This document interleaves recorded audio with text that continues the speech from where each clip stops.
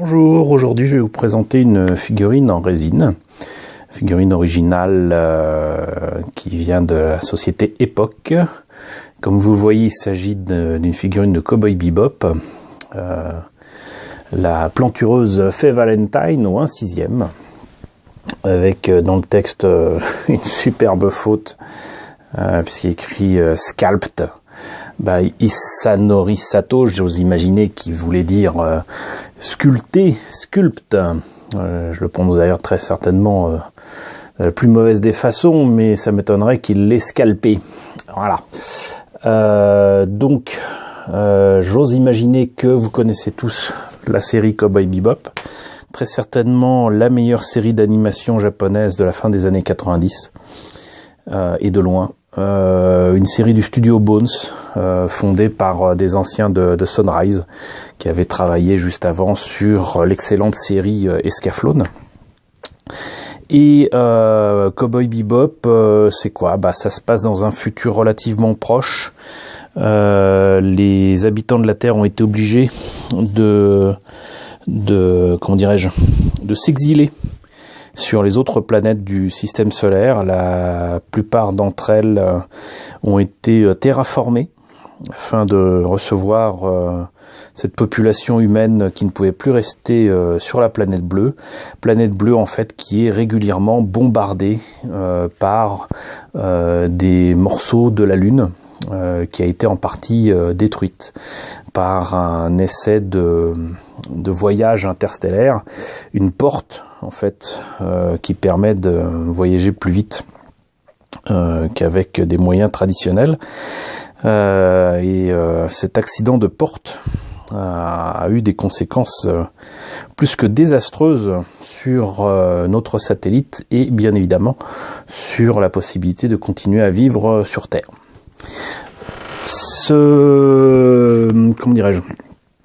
Cet environnement fait naître une activité assez particulière qui est celle de chasseurs de primes.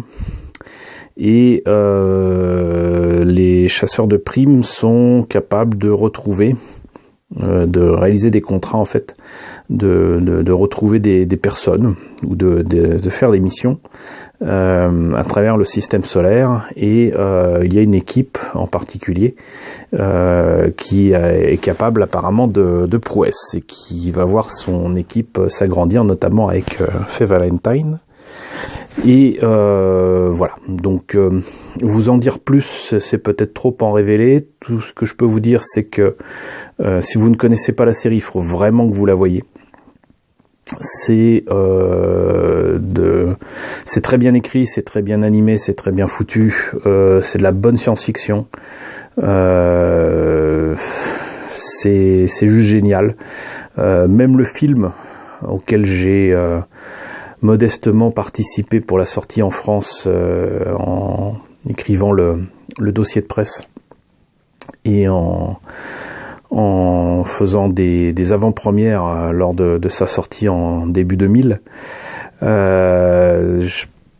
Voilà, c'est juste pas racontable parce que on en révélerait trop, mais c'est vraiment très très bon.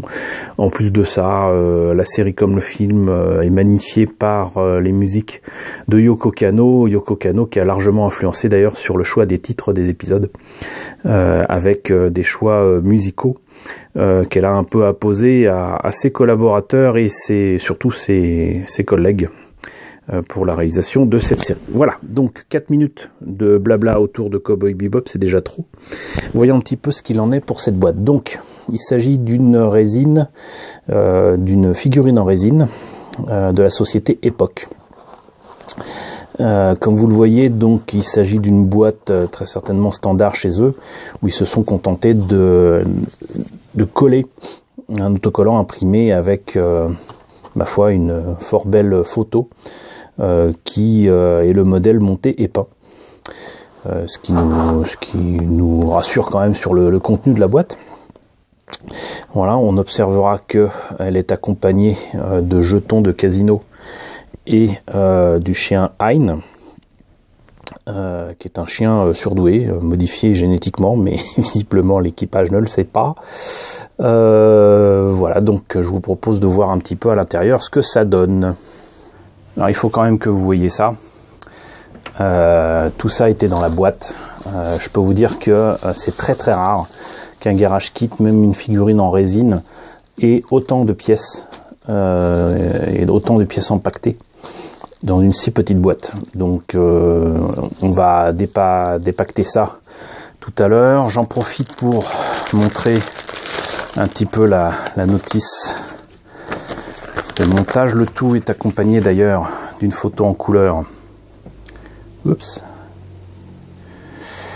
De la figurine montée et peinte. La notice, c'est un simple papier recto, même pas verso. Donc époque est indiquée là. La figurine date apparemment de l'année 2000, très exactement, donc avant le film. C'est très clairement une figurine issue de la série. Là on a toutes les pièces qui sont répertoriées. Et enfin visiblement la façon de monter tout cela, quoique il y aurait quand même peu de chance de se tromper avec la tête du chien ou un pied gauche ou un pied droit. Donc voilà, je vous retrouve tout de suite avec les pièces dépaquetées. Alors, je vous avoue que je ne me rappelle plus du tout dans quelles conditions j'ai acheté cette figurine. Si c'était sur eBay, si c'était dans un magasin en France, si c'était lors d'une convention. J'en ai vraiment plus la moindre idée. Je ne sais plus combien non plus je l'ai acheté. Mais pendant un moment, là, en enlevant les petits papiers bulles, j'ai commencé à me demander si j'avais pas acheté en fait une reproduction chinoise ou thaïlandaise. Mais je me suis rappelé que, ma foi, il peut arriver aussi que les Japonais puissent reproduire des kits, pas forcément de bonne façon. Quoi qu'il en soit, si on regarde dans le détail, c'est quand même pas n'importe quoi. Là voilà le visage de Fei que l'on peut donc là, avec l'arrière de son crâne, ça peut être pas mal quand même. Donc vous voyez, on a donc la face, l'arrière du crâne, l'autre partie de la coiffure qui se place ici. Et donc vous comprendrez pourquoi j'ai commencé à me poser des questions. C'est qu'il y a donc des petites imperfections au niveau de la résine. Bon, c'est des trucs qui sont juste à enlever, pas des trucs à remplacer, mais il y a quand même pas mal de choses à faire ici en termes de nettoyage. Beaucoup plus que je ne pensais. Parce que d'habitude, avec les garage kits japonais, c'est juste tellement beau que c'est presque dommage de monter le kit, tellement c'est bien foutu. Cela dit, c'est bien pensé quand même. Là, vous voyez, par exemple, vous avez je sais pas si on peut appeler ça un short, de Fei, qui est entre guillemets en une pièce, mais qui va demander quand même pas mal de boulot ici. Hein. C'est quand même pas la méga joie. Tu vas faire le focus, oui. Voilà.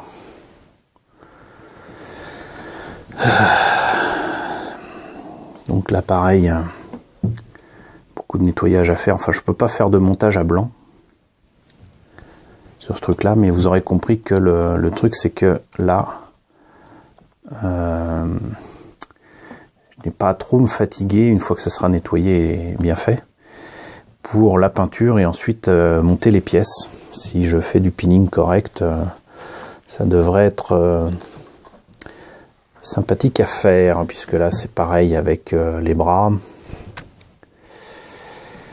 Peut-être un peu plus de travail à faire ici sur cet avant-bras et ce bras.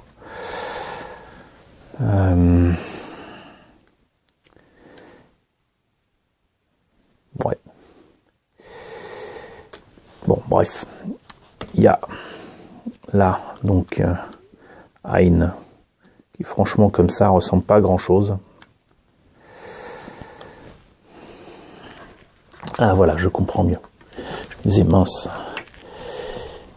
il faut On va être mieux là. C'est-à-dire que ça, apparemment, ça doit aller là. La main ensuite se met ici. Et là, pareil, ici pour ce bras. Et l'avant-bras ressort ici. Donc là, pareil, c'est une partie du vêtement de Faye qui va faire la liaison. Et pareil, ici, on a quand même le ventre et carrément le dessous des seins qui apparaît. Je suis pas persuadé que ce soit aussi visible dans le dessin animé.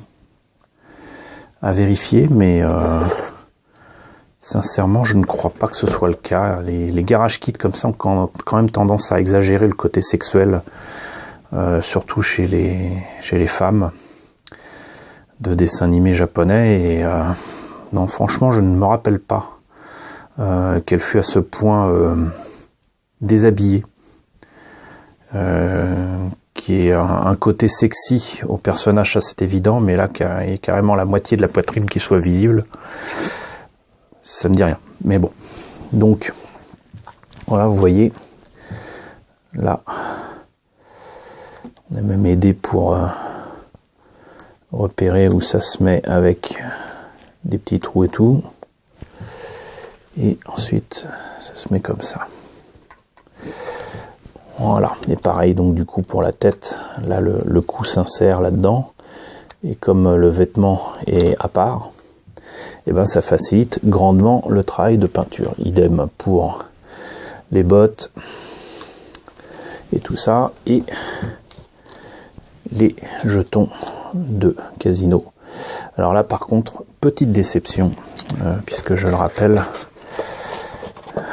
les jetons sont quand même comme ça. Ça aurait été quand même vachement cool d'accompagner ça, je sais pas moi, de décalco, de trucs même en noir et blanc à reproduire pour les imprimer de son côté. Mais là, je vois rien là-dessus. Et je vous avouerai que pour faire deviner qu'il s'agit de jetons de casino, il va falloir quand même que je fasse ce qu'il faut pour qu'on voit les écritures et tout ça, et c'est gravé. Mais je ne me vois pas peindre ça à main levée, quoi. Voilà, ça c'est peut-être la grosse déception de cette figurine, de ne pas avoir de quoi faciliter le travail de peinture, justement aussi sur les jetons, alors que le travail de peinture sera facilité sur le reste du corps de la figurine. Donc encore une fois, une figurine très ressemblante au personnage original, peut-être même trop sexy et trop déshabillée. Mais après tout, c'est ce qui plaît visiblement à beaucoup de personnes qui prennent ces figurines. Et j'aurais beaucoup de travail à faire sur les pièces. Encore une fois, vous voyez là. C'est pour ça que je me posais des questions. Apparemment, c'est juste une ligne de moulure, c'est pas un décalage de moule. Mais voilà. Même la couleur de la résine, là, elle est quand même très très proche de ce qu'on peut trouver pour des résines pirates. Cela dit, j'ai cru voir sur la notice que c'était reproduit en Chine, ceci expliquant peut-être cela. Voilà. Et ben écoutez, j'espère que cette présentation de la figurine de Faye Valentine vous a plu. J'en profite pour dédier cette vidéo à mon ami Belasco, qui aime beaucoup Cowboy Bebop, et à qui j'avais promis de faire une petite chronique autour de cette figurine. Voilà, et ben écoutez, j'espère en tout cas que cette présentation vous a plu. N'hésitez pas à me dire ce que vous en pensez dans la section commentaires, à me dire si vous connaissez la série ou non, si vous l'appréciez ou non. N'hésitez pas à liker, n'hésitez pas à partager, n'hésitez pas à vous abonner si ce n'est pas déjà fait. Et je vous retrouve très bientôt pour la présentation d'autres figurines et surtout d'autres maquettes de Cowboy Bebop.